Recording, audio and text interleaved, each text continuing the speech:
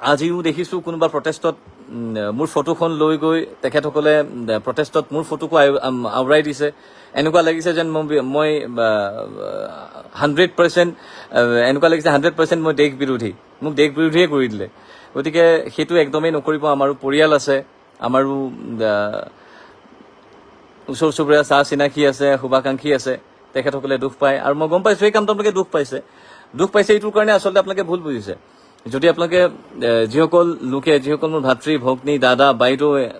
খুৰা খুৰীয়ে গালি পাৰি আছে, তেখেতসকলে হয়তো অৱগত নহয় যে ভিডিঅ'টো 22 মে' তাৰিখৰ। গতিকে মই সেইখিনি কথাই স্পষ্ট কৰিবলৈ ভিডিঅ'টি আপোনালোকলৈ প্ৰেৰণ কৰিছোঁ, ভিডিঅ'টো লাইভ যোগে আহি আপোনালোকক জনাইছোঁ।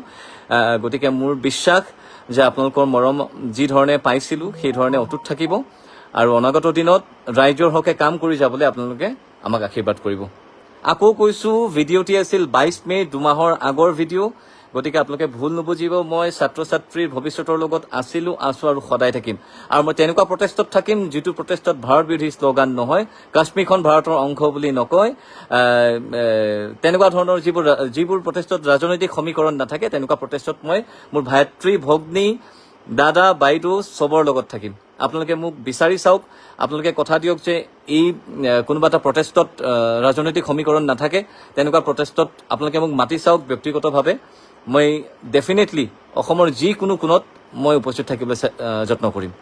ধন্যবাদ। জয় অসম, জয় জুবিন দা। আৰু মই সদায় আমাৰ দেশৰ ভৱিষ্যত তথা নৱপ্ৰজন্মৰ লগত সদায় আছোঁ আৰু সদায় থাকিম। যোৱা 2 দিন ধৰি সামাজিক মাধ্যম ছ'চিয়েল মিডিয়াত ফেচবুকে হওক, ইনষ্টাগ্ৰামে হওক, ইউটিউবে হওক, সকলোতে এটা ভিডিঅ' ভাইৰেল হৈ আছে। যিটো ভাইৰেল ভিডিঅ'ত আপোনালোকে ভিডিঅ'টি চাইছে, কিন্তু অনুমান কৰা নাই সেই ভিডিঅ'টি কেতিয়াৰ। কোনেও জানিবলৈ বিচৰা নাই। দুখ লাগিছে এইটোৰ কাৰণেই যে কোনেও জানিবলৈ বিচৰা নাই ভিডিঅ'টি কেতিয়াৰ। গতিকে মই এইখিনি কথা ক্লিয়াৰ কৰি দিবলৈ বিচাৰিছোঁ, বস্তুখিনি আৰু বেয়ালৈ নাযাওঁতে, যে ভিডিঅ'টি আছিলে 22 মে' 2026। ChatGPT, জেমিনাই, গুগল এই 3টা মাধ্যমৰ জৰিয়তে আমি কিবা ইনফৰমেশ্যন নাজানিলে আজিকালি চাবলৈ বিচাৰোঁ। আৰু ChatGPT, জেমিনাই, গুগল বা বাকী প্লেটফৰ্মছবোৰত ইনফৰমেশ্যন দিয়া মতে 16 মে' তাৰিখে CJP অৰ্থাৎ ককৰোচ জনতা পাৰ্টীৰ উদ্ভাৱন হৈছিল ভাৰতত বুলি আমি ইনফৰমেশ্যন পাওঁ। গতিকে 16 মে'ত উদ্ভাৱন হোৱা এটি মুভমেণ্ট, এটি দলৰ বিষয়ে যেতিয়া মোক 22 তাৰিখে সুধিব, অৰ্থাৎ মোক বা আমাক বন্ধু নীল আকাশকো ছেইম প্ৰশ্ন সোধা গৈছিল। গতিকে সেই 5টা দিনত আমাৰ যিখিনি সীমিত জ্ঞান,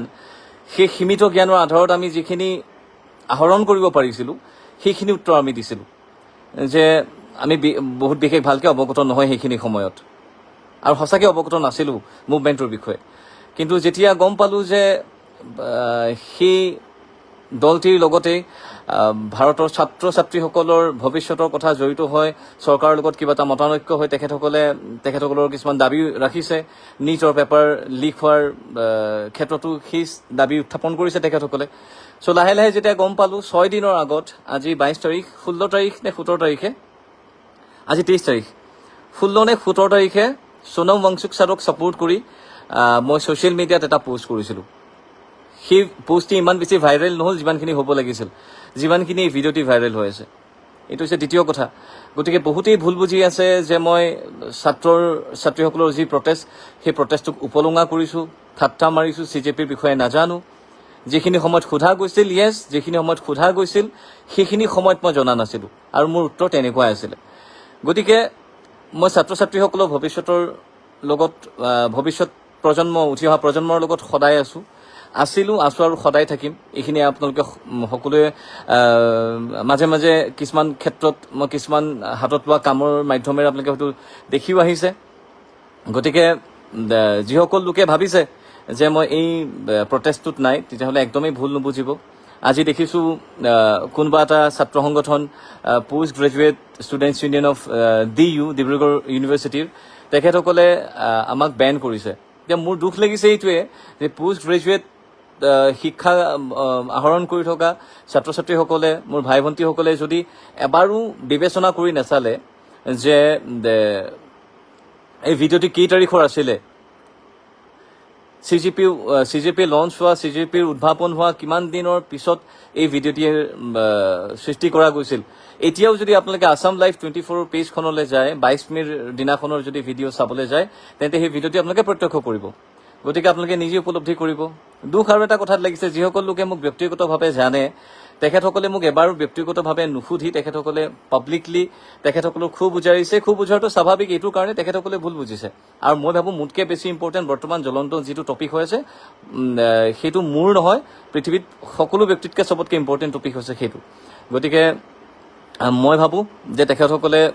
সেইটো ভুল বুজাৰ বাবে আচলতে সেইখিনি সিদ্ধান্ত লৈছে তৃতীয়তে ৰাইজে মৰম দিছে ইমান দিনে 2013ত মোৰ ঔ মণিমলা শীৰ্ষক গীতটি ওলাইছিলে তাৰপিছত আপোনালোকে একেৰাহে মৰম দি আছে মাজে মাজে যেতিয়া অনিচ্ছাকৃতভাৱে ভুল হয় তেতিয়া গালি পাৰে সেই ভুল শুধৰাও কিন্তু এইবাৰ মই স্পষ্টীকৰণ এইটো কাৰণে দিছো যে এই ভিডিঅ'টি আকৌ কৈছো 22 মে তাৰিখৰ আছিলে আজি হৈছে 23 জুলাই গতিকে দুমাহৰ আগত সাৰ্কুলেট হোৱা ভিডিঅ' এটা আকৌ এইখিনি সময়ত ওলাইছে কিছুমান পেজ জাষ্ট আসাম থিংছ তাৰপিছত আৰু বহুতখিনি লিংকছ বহুতখিনি ভাতৃভগ্নে শ্বেয়াৰ কৰিছে মেনশ্যন কৰিছে গালি পাৰিছে ইমান গালি জীৱনত কেতিয়াও খোৱা নাছিলোঁ এবাৰ ফাৰ্ষ্ট টাইম খাইছোঁ গতিকে মই ভাবো আৰু বিনা কাৰণত খাইছোঁ যদি বোলে প্ৰটেষ্টৰ এদিন আগত ক'লো হয় প্ৰটেষ্টৰ দিনাখনেই ক'লো হয় বা প্ৰটেষ্টৰ এদিনৰ পিছত ক'লো হয় তেতিয়াও কথাখিনি বেলেগ আছিলে গতিকে মই ভাবো মোৰ ক'বলগীয়াখিনি এইখিনিয়ে আছিল যে মই এই প্ৰটেষ্টটোক 100% ছাপোৰ্ট কৰোঁ তেনেকুৱা এটা প্ৰটেষ্টক মই ছাপোৰ্ট কৰোঁ যি প্ৰটেষ্টত কোনো ৰাজনৈতিক সমীকৰণ নাথাকে যি প্ৰটেষ্টত কেতিয়াও ভাৰত বিৰোধী শ্লোগান দিয়া নাযায় য'ত ভাৰতৰ কাশ্মীৰক ভাৰতৰ পাৰ্ট বুলি কোৱা নাযায় তেনেকুৱা শান্তিপূৰ্ণ যিবোৰ প্ৰটেষ্ট হ'ব সেই প্ৰটেষ্টক মই সদায় ছাপোৰ্ট কৰি আহিছোঁ আৰু সদায় ছাপোৰ্ট কৰি যাম কিন্তু গণতন্ত্ৰ বিৰোধী কিবা আন্দোলন যদি হয় য'ত ৰাজনৈতিক সমীকৰণ থাকে তেনেকুৱা আন্দোলনক মই ছাপোৰ্ট কৰা নাছিলোঁ কিন্তু ছাত্ৰ ছাত্ৰীৰ ভৱিষ্যতৰ লগত মই সদায় আছো আৰু সদায় থাকিম গতিকে আপোনালোকে বহুতেই মোক ব্লেম কৰে মই বিজেপিৰ দালাল বিজেপিৰ কিবা কিবি কয় আৰু গালি পাৰে গতিকে মই সেইখিনিও ভাবোঁ যে চাওক মই গৌৰৱ গগৈ ডাঙৰীয়াৰ বাবেও গীত গাইছোঁ মই 2016ত হিমন্ত বিশ্ব শৰ্মা ডাঙৰীয়াৰ বাবেও গীত গাইছোঁ গতিকে মই গানৰ লগত জড়িত মানুহ গতিকে মোৰ যদি তেখেতসকলে গানটো গাবলৈ বিচাৰে মই গাওঁ আৰু গানটোৰ বাবে যিখিনি উচিত মানুহ নহয় ডেফিনেটলি সকলোৰ ঘৰতে চাউল দালি গেছটো জ্বলিব লাগিব তেতিয়াহে আমি জীয়াই থাকিব পাৰিম গতিকে আমাৰ যিটো কাম সেই কামটো কৰিছোঁ গতিকে কোনোবা ক্ষেত্ৰত হয়তো ভুলো হৈছে সেইকাৰণে আপোনালোকে গালিও পাৰিছে ভুল নাথাকিলেতো কেতিয়াও গালি নাপাৰে এনেকৈ গতিকে গম পাইছোঁ গতিকে আপোনালোকে যদি ভুল ভাবিছে তেতিয়াহ'লে মই অনুৰোধ জনাম দুখ পাইছোঁ বিৰাট যে ভিডিঅ'টো কেতিয়াৰ পুনৰবাৰ কৈছোঁ আৰু মই বিচাৰিছোঁ যে অসম লাইভ 24 আমাৰ ৰেছপেক্টেবল ছেটেলাইট চেনেল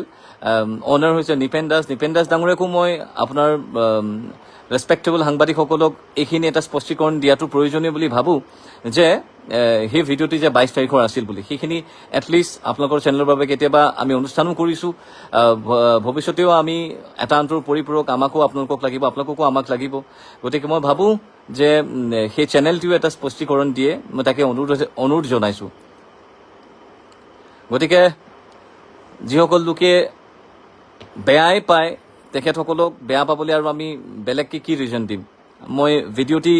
বনাই বাছি ফিল্টাৰ কৰি যদি কথা ক'বলৈ বিচাৰিলোঁ হয় তেতিয়াহ'লে নিশ্চয় মই ভিডিঅ'টি কাট কৰি পেলাই ভিডিঅ' বনাই দিলোঁ হয় কিন্তু মনত যিখিনি কথা আহিছে কাৰণ সেইখিনি সময়ত আপোনালোকো যিসকল লোকে মোক গালি পাৰিছে বা আমাক গালি পাৰিছে আপোনালোককো যদি ব্যক্তিগতভাৱে সেইখিনি প্ৰশ্ন সোধা গ'ল হয়